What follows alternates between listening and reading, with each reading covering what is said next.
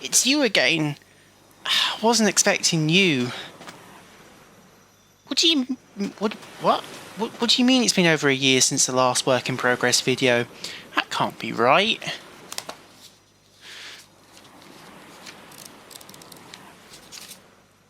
Oh no. You wait here. I'll be right back. Welcome back to the Tamriel Craft server and episode 2 of our work in progress series. Today we're taking you through some of the newest creations and ongoing builds from across the vast continent of Tamriel. From organic mushroom towers to Daedric shrines, join us as we showcase how we're bringing the world of the Elder Scrolls to life, one block at a time.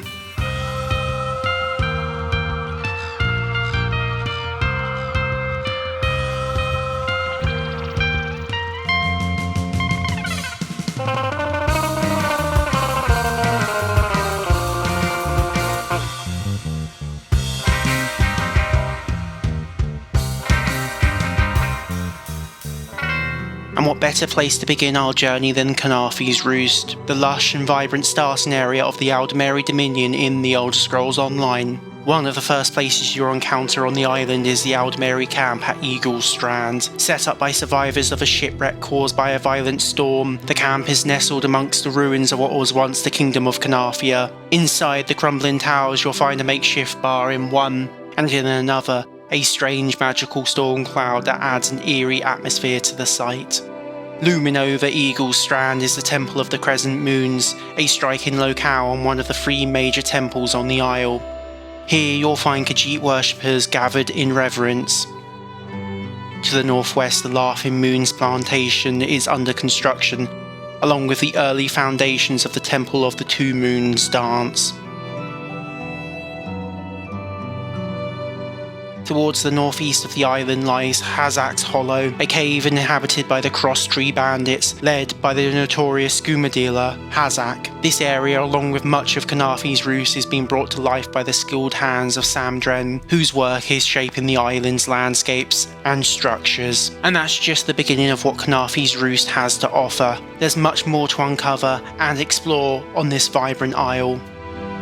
As we leave behind the sun-drenched shores of Khenarthi's Roost, our journey takes us further into the lands of the Aldmeri Dominion. Across the shimmering waters of the Abyssine Sea, we arrive at the Summerset Isles, the ancestral home of the Altmer, and a land of breathtaking beauty and ancient power. You might be wondering what's changed here. Well, the short answer is nothing yet, but it's what's coming soon that has us excited. Carpool72, the creator behind the current version of Summerset, has returned after a break with a proposal to completely revamp the Isles. This will include everything from towering new coral formations to more diverse flora, revamped biomes, and various landscape fixes. It's a lot to cover, so we'll just let the renders speak for themselves, showing you all the improvements you can look forward to. As we leave the Summerset Isles behind, let's turn our attention to a location that's crucial to the heart of the Empire, the Imperial City. For a while we've known that the island was too small and needed significant improvements. Now for the first time someone's actually bringing these ideas to life. Though still in the early stages, Nat has shown that a 2-scale city isle would be considerably larger, and as a result the Imperial City, originally built by Epic Quests, would need to be rebuilt to better fit the expanded island. Though it's unclear if Nat will take on the full project, based on the recent work they've done on new wall designs, this is definitely something to keep an eye on. Heading west from Lake Remer through Clovia, we arrive at the Brena River. Its main branch begins in the Clovian Highlands, winding westward along the northern edge of the Gold Coast before merging with a second branch. Together they flow onwards to reach their final destination in the Abyssine Sea. Near the mouth of this river and within the borders of Hammerfell lies the bustling port city of Rahad, or it will be once construction truly begins. Rahad is just as much a major trade gateway to the west as it is a lifeline for Hammerfell, connecting the region's land and maritime routes with its inland trade along the Brena. Goods and travellers from every corner of the continent pass through here, and a bridge spanning the river links Rahad to Cyrodiil, extending the city's reach to Anvil and beyond. The builder Polonus has only just begun early planning for Rahad, drawing inspiration from Tamriel Rebuilt's concept art for Project Hammerfell. Although no groundwork has started, they've laid out initial designs for intricately detailed walls and a striking entrance gate, each showcasing Polonus' signature attention to detail. With Rahad's blend of unique architecture, winding streets, and significant terraforming needs, this promises to be a challenging yet rewarding build. Travelling upstream along the Brena River to where the aforementioned branches meet, we arrive at the settlement of Stonemoor. This town, only briefly mentioned in the Elder Scrolls arena, is undergoing a full reimagining to bring it into the modern Elder Scrolls world. Drawing on Tamriel Rebuilt's concept art for nearby Rahad, builder Samdran has introduced a harmonious blend of Redguard elements from the Elder Scrolls Online with a hint of North African architectural influence. On the east bank we can find a lively fishing dock, a bustling marketplace, several homes and a welcoming tavern. Connecting the settlement's east and west sides, an impressive bascule bridge that spans the river, chosen specifically to allow ships uninterrupted passage upstream. On a hilltop to the west, a fortified Casbah overlooks the settlement. Within its central courtyard lies a deep well for fresh water, while the majority of the structure lies underground. There, a breathtaking spiral staircase leads downwards, adorned with intricate wall carvings that reflect the attention to detail in Samdran's design.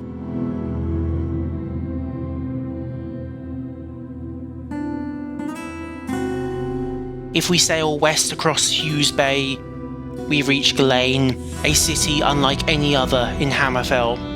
While Gilane doesn't come with much established lore, what we do know has heavily influenced its design by Xeno.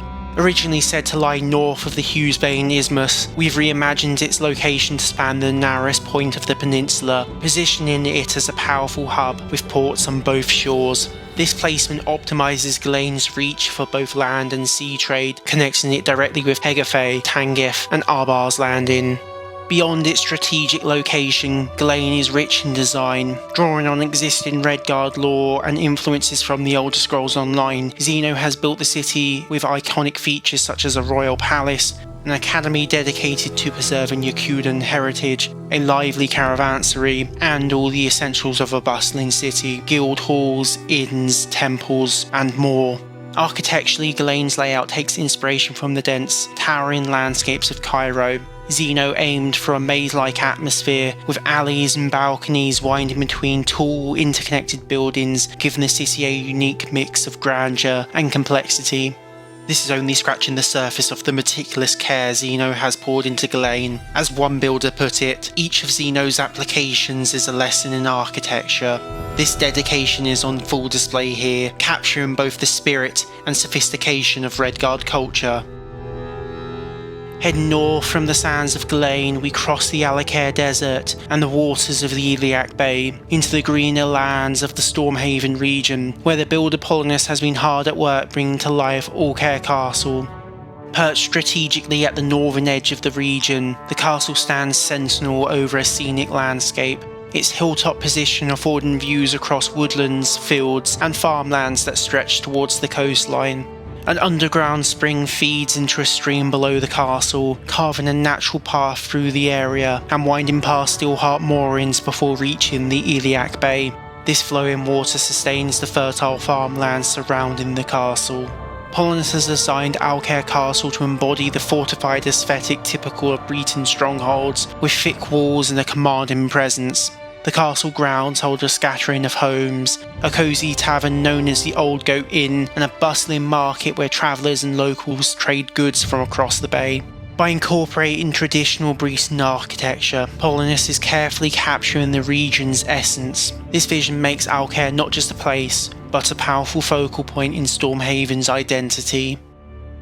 The Stormhaven region stretches out in a temperate expanse of woodlands and farmlands. From here we journey further eastwards, crossing through the Bancore region and over the imposing Duradar Mountains, a rugged natural divide between High Rock and Skyrim. The mist-shrouded peaks of the Duradar range herald the threshold into our next destination, Yalmark Hold, where ancient ruins await. Nestled within the foggy marshes north of Morthal, this remote part of Skyrim is home to the ancient Nordic ruins of Ustengrav. Once a grand burial site, it now stands as a labyrinthine tomb, its vast stone chambers steeped in mystery. Over time, bandits and necromancers have taken up residence in the lower depths, where shadows and echoes fill the air. The tomb was originally the resting place of Jargon Windcaller, the mortal progenitor of the Way of the Voice, his legacy lingering in the whispers of the wind. This location is being brought to life by the Drev Miros, whose work on the ruins is nothing short of impressive. The upper portion of the tomb, with its grand Nordic architecture, stone archways, intricate carvings, has been meticulously crafted. While the deeper chambers remain in the early stages of construction, the layout is already beginning to take shape, with pathways and grand hallways that hint at the scale and depth of the tomb's design. Due south from here and just a short distance east of Fort Sungrad, within Falkreath Hold, lies the town of Granite Hill. This settlement is historically significant. Having existed since the time of the Dragon Cult, it offers a fascinating glimpse into Skyrim's ancient past. An interesting piece of trivia is that Granite Hill was originally meant to be included within the Elder Scrolls V Skyrim, though it was ultimately cut from the final release. The build itself is a more recent addition to the project, and while still work in progress, Apalagus Arcanus has made significant strides into bringing the town to life. The designs draw inspiration from the region's boreal plains, sparse tundra, and flowing rivers. The architecture evokes the Nordic stone tradition, with a focus on capturing the quiet, rustic atmosphere that defines the surrounding wilderness. With each update, Granite Hill continues to develop, and there's so much more to look forward to. Heading east from Falkreath Hold, we travel through the dense pine forests and mist-covered hills of Skyrim, where the weather shifts between heavy rain and crisp clear skies. As we journey across the province, the landscape gradually transforms into the rugged terrain of the Velothi Mountains, named after the Chimer prophet Saint Veloth. The mountains themselves are steeped in legend, their craggy cliffs and snow-dusted peaks offering both danger and beauty. Their paths lead us towards the heart of Morrowind, and as we descend, the cold, barren landscape gives way to volcanic spires and alien vistas of Vvardenfell. This island, cut off from the mainland by the inner sea, remains a land of mystery and wonder, its towering mushroom trees and otherworldly structures hinting at the powerful history and culture of the Dunmer. A short distance southeast of Caldera, on the jagged expanse of the Foyada Mamaea, lies Mehrunes Dagon's shrine of Asanatamat. The shrine itself, an imposing structure dedicated to the Daedric Prince of Destruction, looms ominously over the surrounding volcanic landscape. The exterior of the shrine is guarded by numerous Daedra, fierce and malevolent beings that reflect the violent, fiery nature of their lord. The harsh landscape is populated by tough Daedric worshippers, fanatical followers who have pledged themselves to Dagon's destructive will. These zealots make their home amidst the ruinous beauty of the Foyada, with its deep, fiery fissures and scorched earth, a fitting backdrop to the shrine's purpose. As with many other builds we've seen from Samdrem, Asanatamat is an impressive creation, brimming with the atmosphere and perfectly capturing the malevolent energy of Dagon's realm. Just a little southwest lies the city of Balmora, a bustling hub in the heart of Vvardenfell. As I researched this location for its showcase video, I identified a few areas that could use improvement. Given my other ongoing responsibilities, progress has been slower than I had hoped for in implementing these changes. However, I've already started applying some of these updates, and I hope that you'll be able to see the improvements reflected in the parts of the city that have been completed. With these adjustments, I believe that the city will better capture the essence of Balmora's character and atmosphere. Following the Odai River further southwest, we reach the point where it flows into the inner sea, nestled along the eastern edge of the Bitter Coast region. Here, amidst the mist and salt, lies the abandoned Fort Firemoth. a haunting structure set upon a peculiar ring of islands. This eerie location is home to an army of 122 skeletons, all controlled by a powerful lich named Grum, who dwells deep within the tombs beneath the fort. The contrast between the decaying fortress and the unearthly silence of the surrounding islands gives this place a chilling atmosphere. The builder Sova truly excels in crafting intricate and detailed underground spaces. The subterranean network beneath Fort Firemoth is nothing short of staggering, with each tunnel and chamber meticulously designed to capture the eerie, forgotten nature of this forsaken stronghold. Not far from Fort Firemoth, Sova has brought another awe-inspiring build to life, this time not beneath the earth but far above the city of Vivec. Hovering above the capital of Vvardenfell, suspended in the sky, is the celestial moonlet of Bardal. Legend has it that Bardal was flung from the void either by the chaotic whims of Sheogorath or by its own malevolent force. However it came to be, it was prevented from crashing into the city by the divine will of the tribunal god Vivec, who holds the moonlet in stasis, watching over his domain from above. This mysterious moonlet serves as both a symbol of Vivec's divine authority and vigilance and a constant looming presence over the city. It casts a literal shadow over the people below, reminding them of the tribunal's might and the delicate balance of their existence in the world, where even the heavens are under the tribunal's control. In stark contrast, we turn eastwards to where the city of Sadrith Mora rises from the rocky shores of Vvardenfell. It is the seat of House Telvanni, and it is a place where structure and authority give way to the strange and unpredictable. Dominated by organic mushroom towers that seem to pulse with life, the city reflects the isolationist and experimental nature of Telvanni mages. Unlike the celestial calm upheld by Vivec, Sadrith Mora thrives on lawlessness, a haven where eccentricity reigns and the mages of House Telvanni govern with ruthless ambition and boundless curiosity. At the heart of this settlement stands Tel Nagar, a towering twisted mushroom spire that serves as the stronghold of Master Nieloth, a powerful and notoriously self-centered Telvanni mage who embodies the house's values of ambition, secrecy, and unrestrained magical experimentation. The Telvanni Council House, found in the northwest of the city, serves as an assembly hall for the mouths of their respective mage lords, where they gather to discuss matters of influence, territory, and power. Both Sadrith Mora and Tel Nagar are being brought to life by the talented builder Nat, whose vision of the city captures the very essence of House Telvanni's mysterious and experimental nature. Southeast of Vvardenfell, perched on the eastern edge of mainland Morrowind and overlooking the vast Paedemanic Ocean, lies the city of the dead, Necrom. In our project, we've chosen to base this recreation on the city's portrayal in Tamriel Rebuilt, where its grandeur and solemnity contrast with the interpretation found in the Elder Scrolls Online. Despite its ominous title, Necrom is a teeming hub of commerce, pilgrimage, and mourning, with a steady procession of corpses moving day and night across its causeways. This city, surrounded by gleaming white towers, is both a fortress and a sanctuary, guarding the famed necropolis that stretches beneath it. Necrom serves as the heart of ancestor worship in Morrowind, where Dunmer pilgrims come to honour the deceased. Although many modern Dunmer have drifted away from these customs, the city offers them a place to reconnect with their heritage, bridging past and present. The Keepers of the Dead, a branch of the Tribunal Temple, govern this sacred place, overseeing a complex hierarchy of priests and attendants who prepare the deceased for the afterlife. The dead are laid to rest within an extensive network of catacombs woven deep beneath the city.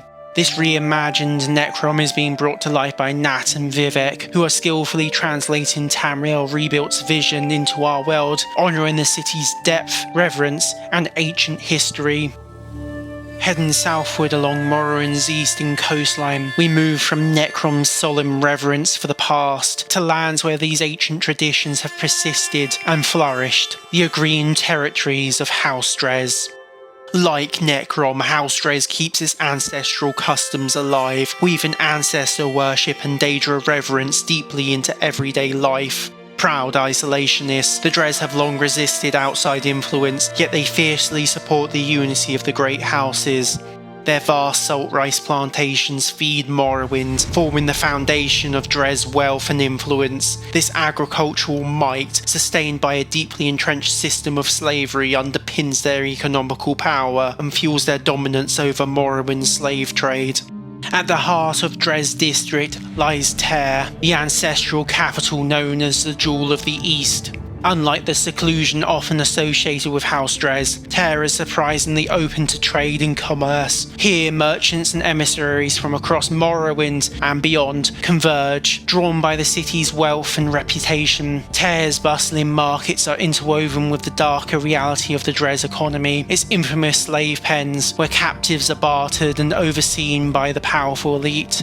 Encircling the city, vast fortified plantations stretch out, dedicated to the cultivation of salt rice, lichen, and other essential crops. Their walls and guards are a constant reminder of House Dres' dominance and the labour that fuels it.